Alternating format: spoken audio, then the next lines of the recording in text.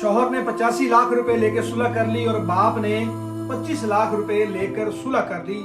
नाजरीन, Lahore main hall में ये लड़की गिरती है, साथ उसका बच्चा होता है और लाहौर में जहां बाक हो जाती है। और फिर मरियम नवाज ने सारे हमले को मुअत्तल कर दिया था। आप तमाम ने वो वीडियो देखी थी। और फिर हमने एक वीडियो अपलोड की थी जिसमें उसका बाप ये इल्जाम लगा रहा था कि मुझसे खाली पेपर के ऊपर साइन करवाए गए हैं, अंगूठे लगवाए गए हैं।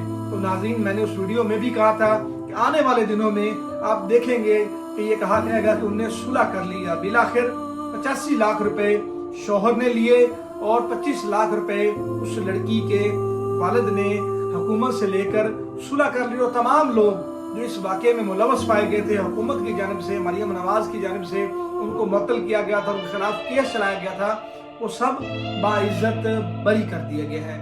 आप इसके मुतालिक क्या राय रखते हैं? अपनी राय का इज़हार करना मत भूलिएगा।